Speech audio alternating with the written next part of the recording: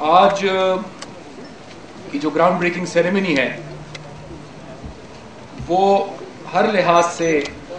اہم ہے ہم سب کے لیے. تعمیر نو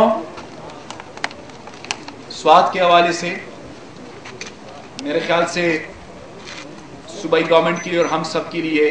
اس سے اہم اور کوئی کام ہو ہی نہیں سکتا. اور اس کی وجہ یہ ہے کہ سوات کے لوگوں نے، آپ سب نے پاکستان کی بقا کی خاطر، امن کی خاطر اور ایک روشن مستقبل کی خاطر پاکستان فوج کے ساتھ مل کر یہاں سے دہشت گردوں کا اور دہشت گردی کا صفایا کیا ہے. اور ایک قیمت آپ نے ادا کی ہے، ایک بہت بڑی قیمت. اور اس حوالے سے پورے پاکستان کو اور ہم سب کا یہ فرض بنتا ہے کہ یہاں پر تعمیر نو کا جو سلسلہ ہے اس کو ہم نہ صرف یہ کہ جاری رکھیں بلکہ اس میں مزید بہتری لائیں اور اس میں ہم تیزی لائیں. اس میں کافی امپورٹنٹ سکیمز پہ اس وقت کام جاری ہے. میں اگر تفصیل میں جاؤں گا تو بہت زیادہ وقت درکار ہوگا، لیکن ہائر ایجوکیشن، کمیونیکیشن سیکٹر میں، ہیلتھ سیکٹر میں اس وقت یہ کام جاری ہے. لیکن آج کی جو ہم یہاں پر اکٹھے ہوئے، جو آج کی تقریب ہے، بنیادی طور پر ایک ہمارا اسلامی دوست ملک جو ہمارے بھائی یو اے کی، ان کی طرف سے یہ ایک تحفہ ہے سوات کے لیے. اور بیسیکلی یہ جو فیز 1 اس پروجیکٹ کا ہے، جس طرح آپ کو کہا گیا یہ U A Pakistan assistant program ہے، اس کا فیز 1 یہ پہلی اس کی فیز ہے. اس کی تحت فیز 1 میں مالکن ڈویژن میں $59.6 ملین یعنی 5 ارب روپے سے زیادہ کی یہ رقم ہے، جس میں education sector, health sector, water and sanitation اور پھر آخر میں اس میں کمیونیکیشن انفراسٹرکچر ہے، اس میں شامل ہے. یہ یو اے کے تعاون سے انشاءاللہ یہ منصوبے مکمل ہوں گے سوات میں انشاءاللہ. میں اگر اس موقع پر ایک ایسی شخصیت کا ذکر نہ کروں جن کی بہت بڑی کنٹریبیوشن ہے اس حوالے سے، تو میرے خیال سے یہ زیادتی ہوگی.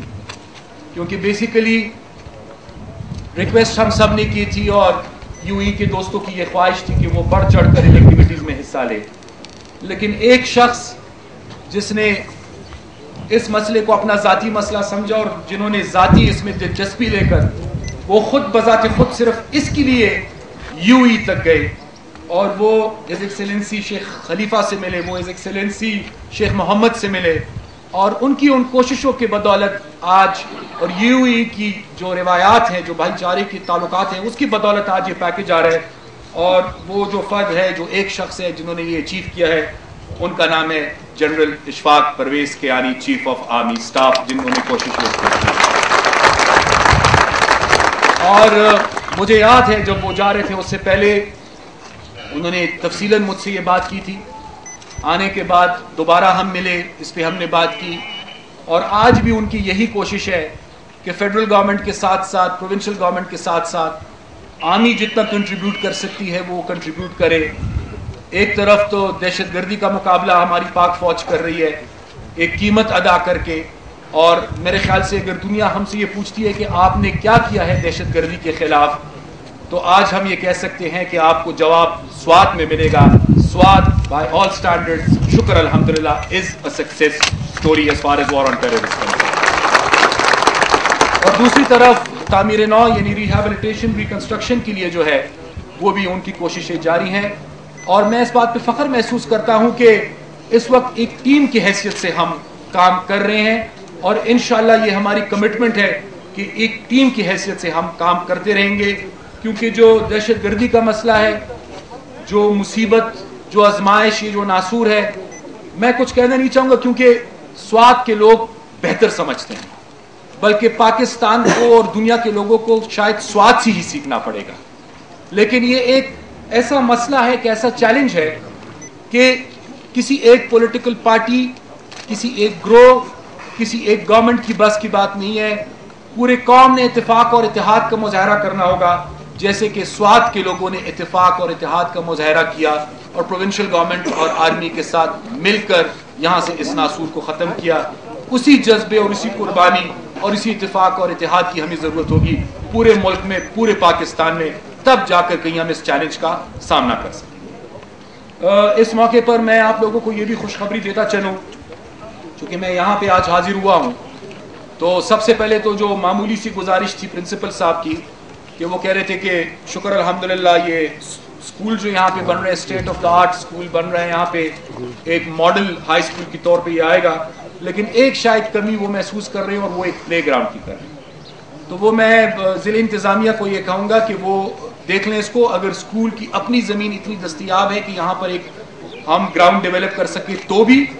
اگر نہیں ہے تو اس کے لیے فوراً پھر ہمیں زمین خریدنی ہوگی, اور اس کے لیے جتنی بھی پیسے اور فنڈز درکار ہوں گے,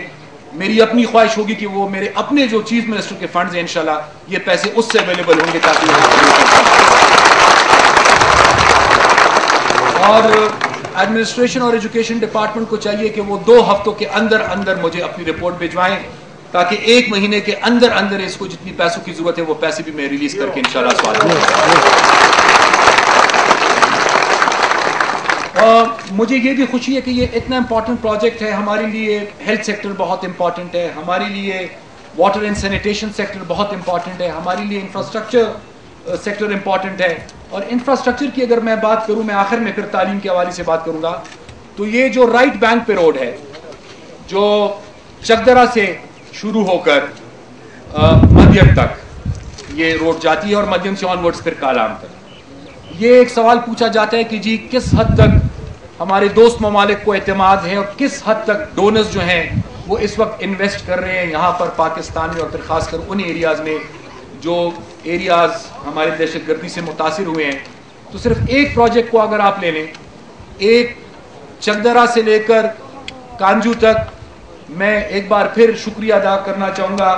اپنے دوست اپنے بھائی کا, آنریبل ایمبیسڈر کا, کہ یو ای گورنمنٹ کے تعاون سے انشاءاللہ عنقریب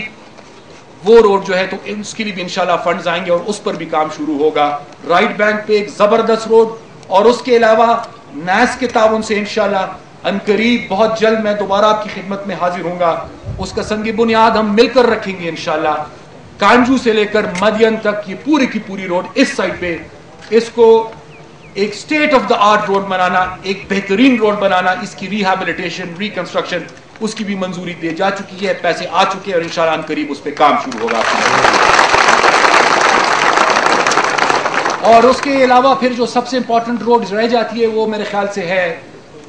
مدین سے لے کر کالام تک, جو سیلاب کے نتیجے میں بری طرح متاثر ہوئی ہے. بیسیکلی یہ فیڈرل روڈ ہے اور ہماری کوشش یہ ہے کہ فیڈرل گورنمنٹ کو ریکویسٹ کر کے ہم اس کے لیے پیسے لیں, لیکن فوری طور پر جنرل جاوید رمدے صاحب نے مجھ سے بات کی تھی اور یہاں کے مشران نے مجھ سے بات کی تھی. یہاں کے الیکٹڈ ریپرزینٹیٹیوز, جعفر شاہ صاحب آج یہاں پہ موجود نہیں ہے, لیکن میرے خیال سے جتنا وہ میرے ساتھ لڑے اس روڈ کے لیے شاید اور کوئی نہیں لڑا ہو اتنا, تو اس کے لیے فوری طور پر 14 کروڑ روپے کی آرمی کو ضرورت تھی, اور میری اپنی خواہش یہ تھی کہ یہ روڈ آرمی ہی کنسٹرکٹ کرے NHA کی بجائے. تو وہ 14 کروڑ روپے انشاءاللہ آئندہ 1-2 روز میں آرمی کو دیے جائیں گے انشاءاللہ, اور اس روڈ کو بھی مزید بہتر ہم کریں گے اپنے آرمی کے تعاون سے انشاءاللہ, تاکہ ٹورزم سیزن آ رہا ہے اس سے پہلے اس روڈ کو ہر قیمت پر ہم نے بہتر بنایا.